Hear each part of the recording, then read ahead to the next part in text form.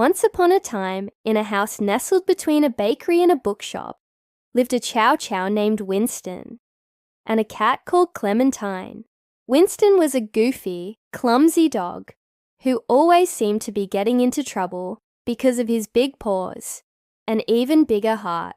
On the other hand, Clementine was a sleek, sophisticated cat who moved with the air of a queen and seemed to have an answer for everything. One sunny afternoon, Winston's human, a kind woman named Amelia, was searching for her favorite shoe.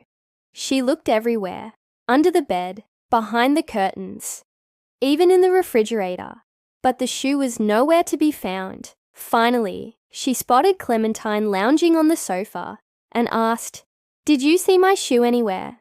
Clementine stretched languidly, yawned and replied, "Perhaps I did, but I can't say for certain. You humans are so careless with your belongings. One minute they're by the door, the next they've vanished into thin air." Amelia sighed.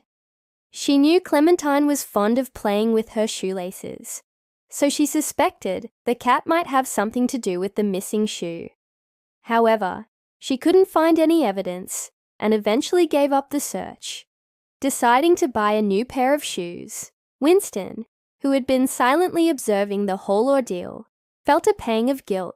He hadn't meant to take the shoe, but when he'd seen it lying there, his playful instincts had kicked in, and he couldn't resist chewing it.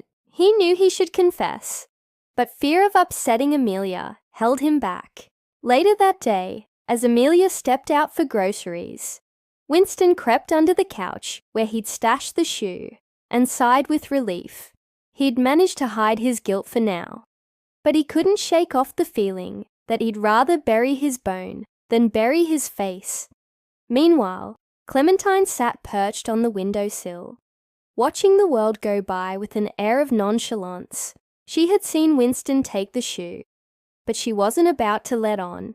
It wasn't in her nature to confess to another creature's misdeeds, especially not to protect a dog. As far as she was concerned, dogs were beneath her social standing, and besides, it wasn't her shoe.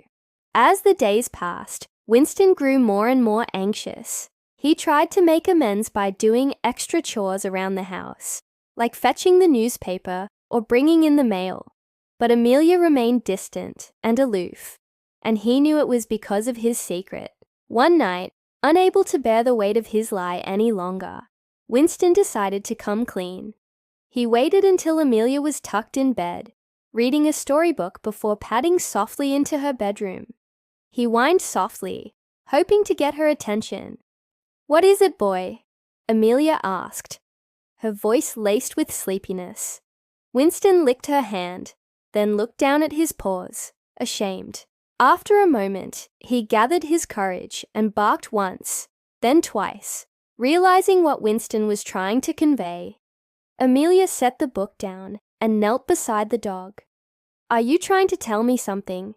she asked gently. Winston nodded, his tail tucked between his legs.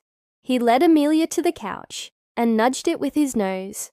With a heavy heart, she lifted the cushion, revealing the chewed remnants of her shoe. "Oh, Winston," Amelia said, her voice filled with disappointment. Winston hung his head, expecting a scolding, but Amelia surprised him by breaking into tears. "I thought I'd lost it forever," she whispered, more to herself than to Winston. Winston, taken aback by her reaction, licked away her tears and barked reassuringly. He didn't understand why she was upset. He'd only done what dogs do, but he could see that she loved the shoe, and that made him feel bad. Meanwhile, Clementine watched the scene from atop the bookshelf, a smirk playing on her lips. She'd known all along that Winston would crack and lead Amelia to the shoe. It was just a matter of time. Now she could see how distressed he was. She couldn't help but feel a sense of satisfaction. She loved watching these dogs squirm. They were so dramatic. As Amelia picked up the ruined shoe, Clementine jumped down from the bookshelf and sauntered over to her, rubbing against her legs like a furry little matchstick. "Perhaps I could help you find a replacement," she purred. You know, a shoe to match this one. My dear Amelia, where are your wits? Can't you see through her flattery? Winston exclaimed, bristling at Clementine's audacity. She's the one who took your shoe, Winston, Amelia snapped, momentarily forgetting her distress over the missing shoe. Don't be absurd, Clementine scoffed. Why would I want a smelly old shoe when I have this? She gestured to herself with a flick of her tail. Besides, I saw nothing. If the shoe fits, wear it, she added with a mischievous grin. Winston was stunned. He couldn't believe Clementine was trying to shift the blame onto him. He opened his mouth to protest, but no words came out. He looked at Amelia, who was staring at Clementine with suspicion. Then he glanced at the bookshelf, where he'd seen Clementine earlier. There was a small hole in the wall where she could squeeze through. Had she been hiding up there all along? Was she just toying with them? Sensing Amelia's gaze upon her, Clementine rose gracefully and arched her back, letting out a regal yawn. It's been a long day, and I find myself famished, she announced, sauntering towards the kitchen. Perhaps a nice can of tuna would hit the spot. As she disappeared into the kitchen, she couldn't help but chuckle to herself. These humans were so gullible. They believed her every word.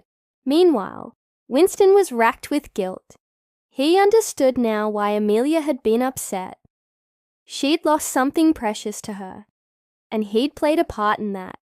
He wished he could apologize, but the words wouldn't come. Suddenly, he had an idea. He dashed out of the room and into the garden, digging furiously in the flower beds, until he unearthed a beautiful purple pansy. He carefully plucked the flower and trotted back to the house, his tail wagging hopefully. He pushed open the back door and dropped the flower at Amelia's feet. Startled by his sudden appearance, Amelia gasped and reached down to pet him. Good boy, she murmured, unaware of the flower at her feet. Winston barked softly and nudged the pansy with his nose. Realizing what he was trying to do, she picked it up and smiled sadly. Thank you, Winston, she whispered. But I don't need a flower. I need a shoe. Just then, Clementine emerged from the kitchen, her eyes gleaming with mischief. Perhaps I could draw you a picture of the shoe, she purred, knowing full well that such an image would mean nothing to Amelia. Winston growled, stepping in front of Amelia to shield her from Clementine's devious schemes. You're no good, you dirty cheater, he snarled, lunging playfully at the cat. Clementine hissed and darted away, leaping gracefully onto the bookshelf. Such manners, Winston, she quipped, flicking her tail in amusement. One would think you'd be grateful that I spared you the trouble of confessing. Winston opened his mouth to retort, but stopped when he saw the look on Amelia's face. She was still upset, but there was a glimmer of understanding dawning in her eyes. As if struck by a bolt of lightning, she exclaimed, Of course! Why didn't I think of this before? She rushed to the bookshelf and rummed family through the hole, emerging moments later with a small muddy shoe in her hands. Look, Winston, she said, her voice trembling with emotion. It's a perfect fit. Overjoyed, Winston barked and wagged his tail furiously. He couldn't believe Amelia had found her shoe. He licked her hand in gratitude, feeling as though he'd received a treat. For once, Clementine couldn't help but feel a twinge of jealousy. She had almost succeeded in her plan to frame Winston, but those meddling humans and their strange ways had foiled her yet again. With a huff, she jumped down from the bookshelf and stalked out of the room, muttering to herself, Next time I'll be more careful. As the sun began its slow descent, casting long shadows across the room, Winston curled up at Amelia's feet, content in the knowledge that he'd made things right. He knew he'd never admit it, but he secretly admired Clementine's cunning ways. Perhaps one day he'd learn from her. But for now, he was just happy to have a human who understood him, even if that meant giving up his favorite chew toy.